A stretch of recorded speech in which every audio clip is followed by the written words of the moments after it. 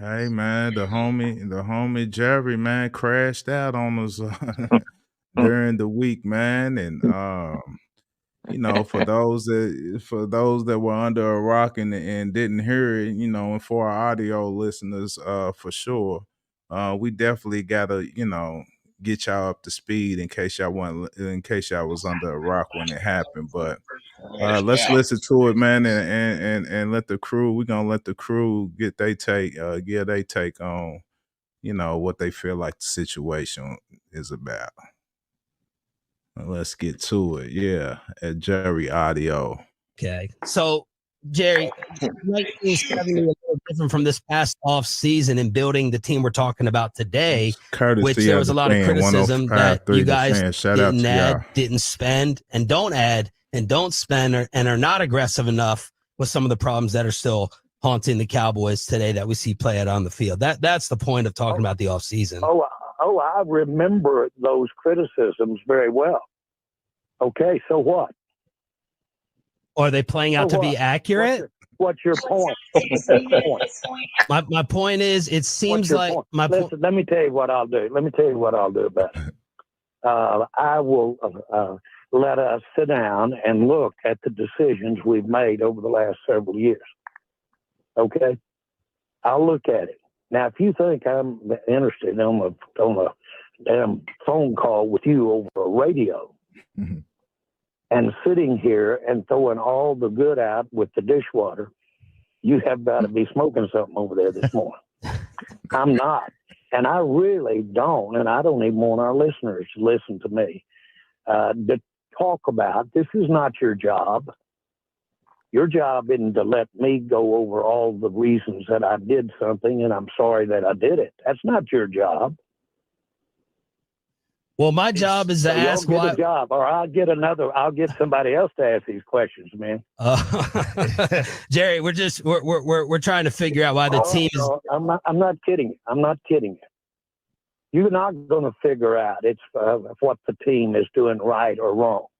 If you are, or any 5 or 10 like you need to come to this meeting I'm going to today. There are 32 teams here. You're geniuses. So, crew, there it is, man. Yeah, y'all got any hot takes on what Jerry was saying, man? I'm not saying. Yes, boss. Yes, boss. I do. What is it? That was just it. Yes, boss. I mean, he won't these yes men. You can't talk back to him as a coach. You can't have a job. If you ask him too many questions he don't like, he's gonna get somebody else to interview you. Man, go to hell. Don't nobody care, man. You can't pull rank and get mad when somebody asks you a legit question and talk about taking your business. LeBron, he gonna take his talent to South Beach.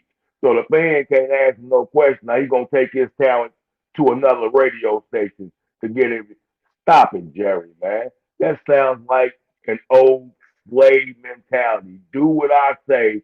Do what boss say. I find somewhere else to do it. Stop that, man. Well, what does that sound like? That sound like that's how he talks to our coaches too, right? Absolutely. The yes man. He wants yes men all across the board, even at the radio station, because he comes on there every week and talks to them. They're obligated not to ask him any tough questions. Right. Stop it, Jerry. Stop. Man. Obviously, somebody get the memo because they put the heat on his ass. Yeah, that's what they did. He was just mad because they held him to that fire. He wasn't ready to answer that yet. He wasn't ready. It just shows like how soft he is. You know what I'm saying? Like I say, it's like, you can't stand that question without having to threaten somebody's job because you got position or rank over them, whatever you may think. Man, that shows you what kind of man you are, man. That shows you a little talent. You ain't got it in you to stand in the fire and answer to that, even if it is somebody that you feel like you can fire. You know what I'm saying? Take your lumps, man, and stand in it. And you want to be the GM, that's what come with it. And he couldn't do that, man. And shit, he throws his power around whomever else, which including the head coach. And now they just all sitting there trying to do what Jerry said. So they don't get fired. They already on 1 year deals. So I guess they scared to crash out. I think it is what it is, though, man. He be, throw his weight around when he gets frustrated. I think he's realizing that it's his fault. I think this is the first time in a long time the realization that he can't point the finger at nobody. Usually he got different people he can blame and different reasons on why, and he can talk himself out of it. He got it's the schemes. He's mad at the coach because they didn't do this. He's mad at these players they didn't. But I think right now at this point in time, he see that he yelled to us. He's all in. That was his message. He's all in. We getting back, and he didn't do nothing. The only move you made was to bring Zeke's self back.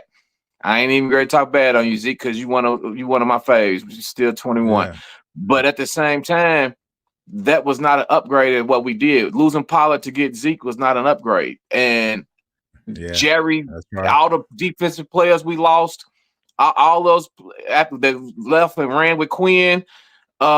All the opportunities, all the holes that we said at the crew before the draft that we had, that we knew coming into the season, all the different holes that we had as the GM, you seen them and didn't address none of them. And now the realization that he failed is hitting.